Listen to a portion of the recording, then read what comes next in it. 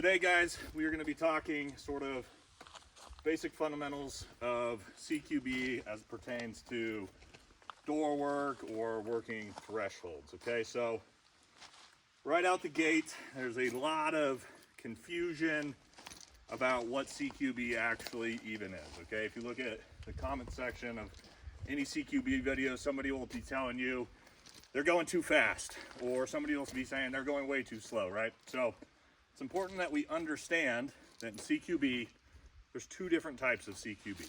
Okay, so you have deliberate clear, all right, and you have direct response, hostage rescue, whatever you want to call it. Okay, what's the difference between the two?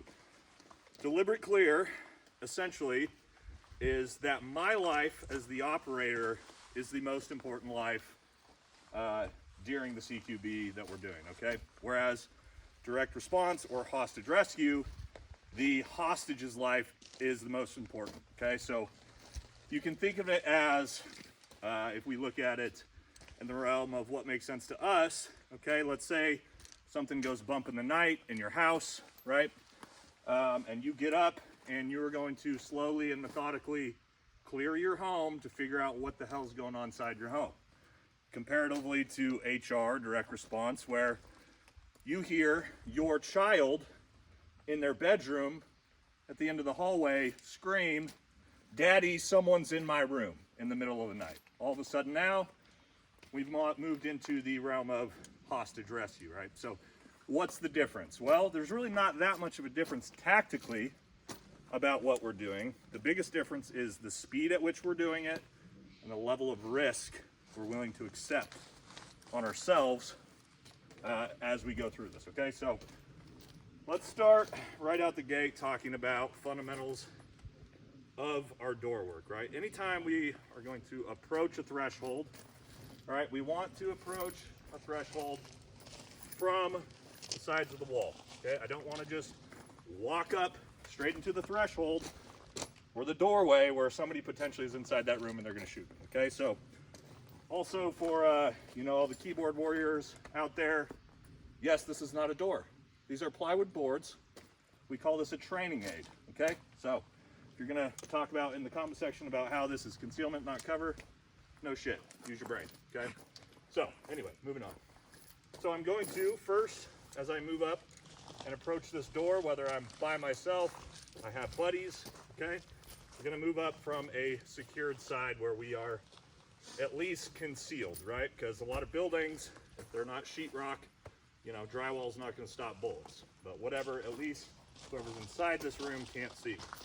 So, as I move up to the door, what I like to do is posture my feet in a way that is going to mitigate the chance I'm going to get shot in my femoral arteries, right? So, in special operations over the last 20 years, what we've found is the vast majority of CQB deaths come from guys getting shot in the femoral arteries. Why? We have helmets on, we have body armor on, okay? So we need to mitigate our danger regions of being shot. What that means is everything I'm doing is in a completely upright body position, okay? Not doing any tactical turtle and leaning way out and doing these things and exposing my face, my head way out over the doorways. Everything is completely upright, okay? Straight up and down as I'm doing any of my moves. So what's that look like as I pie my door, okay? The idea of pieing a door is essentially me clearing as much of this room as I can from outside of the room, okay? So to come up to my door here, I'm gonna posture my feet to where if I'm on the left side of the door here, my right foot's gonna be forward so I can sort of dump this femoral artery out of the way of the doorway here. Conversely, what it would look like if I were to be right foot back, okay, and I step out, I'm exposing my femoral artery, right? So I want to switch my legs up, okay? So I'm gonna come up to my door, have my gun up, and then I'm going to start slowly. Again, this is in the realm of deliberate clear, okay? I'm the most important thing here. Me not getting shot is the #1 concern. All right, so I'm going to slowly begin to pie my door, completely upright. If I need to engage a target, I'm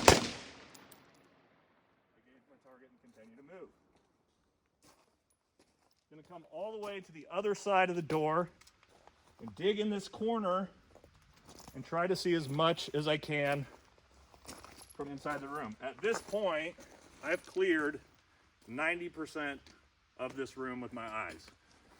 The only place an enemy could be is in the two corners or behind furniture or something like that, okay? So now that I've done my door work, my clear, I need to be able to actually enter the threshold, because again, we have these two danger areas to my left and my right. So whether I clear from or pie from left to right, right to left, doesn't really matter, okay? So let's say I've just pied my way across this, right? Again, I'm gonna come all the way, dig my corner. I don't see anything. I'm gonna off step about 45 degrees before I go to enter this room. Now, the way I enter this room is important. I wanna have economy of motion, okay? What that means is, if I've just cleared from right to left, and I've seen everything in here, I've also seen down in this corner, it's much easier for me to come in this room and dig into this corner.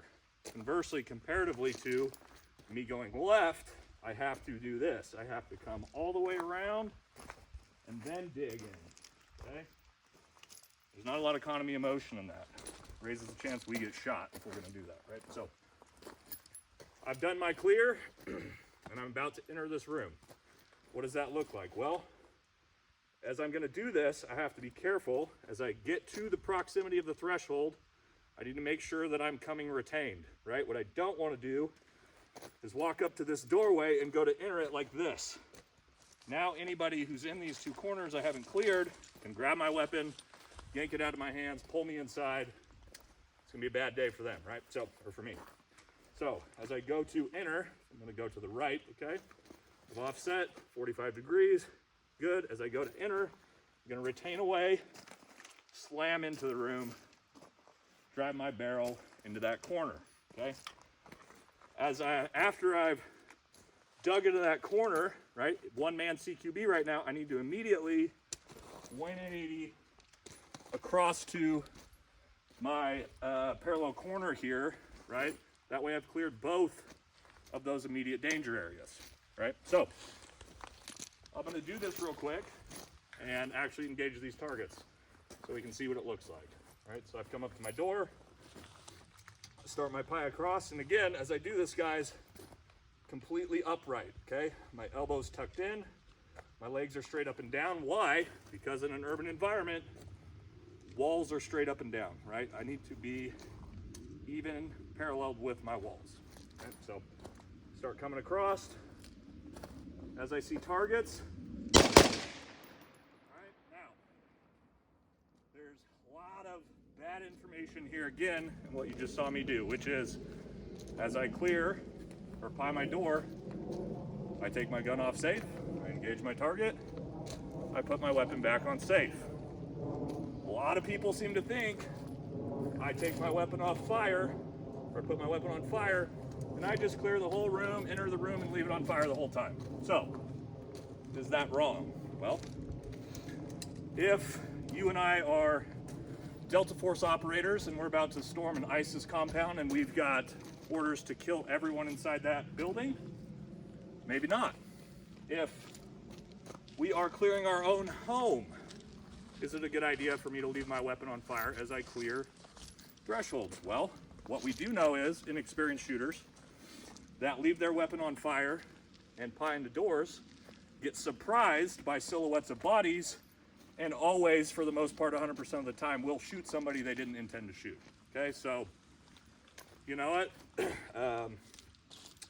You're your own person, you can do what you want, but I would highly suggest you train the way we do at the highest levels, and that is that my safety selector manipulation and my shot should happen simultaneously. If you are not at the point that you can have your weapon on safe and immediately and effectively subconsciously engage a target while manipulating the safety selector, you're not well trained enough to be leaving your weapon on fire in the first place. Okay, so let's leave it at that, right? Do what you want to do, but I would highly suggest you don't do things that are going to shoot little Timmy in the face, right? So conversely, let's say you got a teenage son, things go bump in the night, you go to clear your house, you're pieing your door, turns out it's your 13-year-old son who snuck out at night climbing in the window. Whoops, you get scared, you shoot your kid in the face, right? Let's not do that. So, anyway, let's actually enter the room and what that looks like on this full pie. So, coming across, reach my targets, pine all the way across, dig my corner, come out my 45, come retained, slam in. Coming in, dig my corner, shots, full 180 degrees. Now, let's talk about if we have two people. So, I get one of my buddies over here, my training aides, who are also very talented shooters. So, James, I'm gonna have you on this side of the door. Okay, so if we've got two people, we want to approach 2 to 4 people, right? If we have more than 2, that's good too. We want to each approach from each side of the threshold, okay? Why?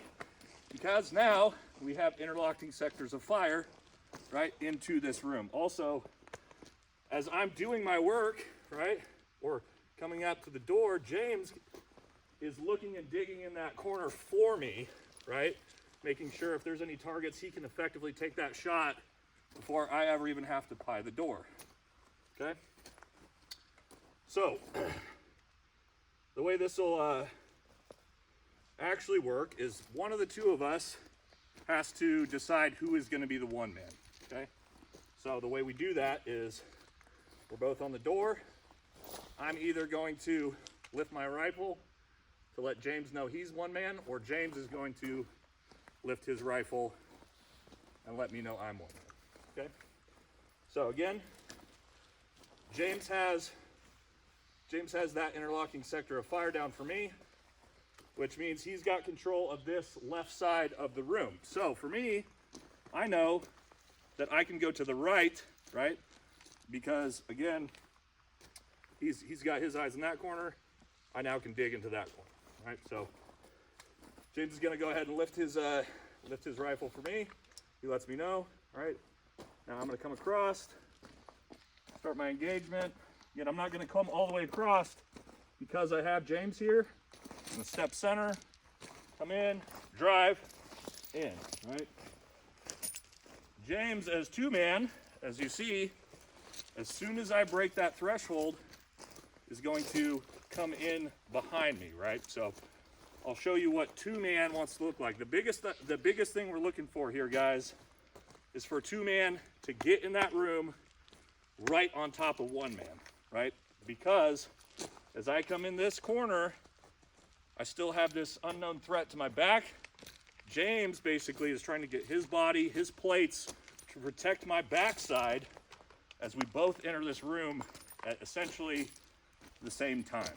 Okay, so I'm gonna have James go ahead and be one man. He'll pie across to me, he'll step center, and then I will follow him in from my position.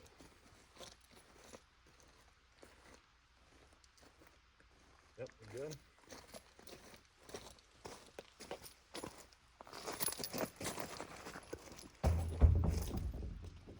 So, as we saw, I tried to, from high ready, as soon as he comes in, dump my weapon over the top, drive into that corner, and protect James's back so that he doesn't take a round to the back of the head, okay? So, this is where we're probably going to stop because we're working outside the threshold, and we're not going to get into inside the room because that's an entire another video on itself. But what I want to do is we'll do a quick actual live fire here. So James, if you want to run one man, you'll pie across to me, you'll engage your targets, pie back, and then I'll come in, and then you can dig your corner here, and I'll follow you in.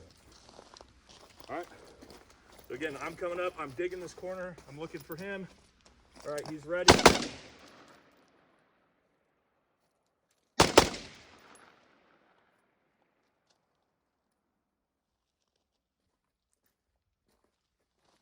go ahead and step in.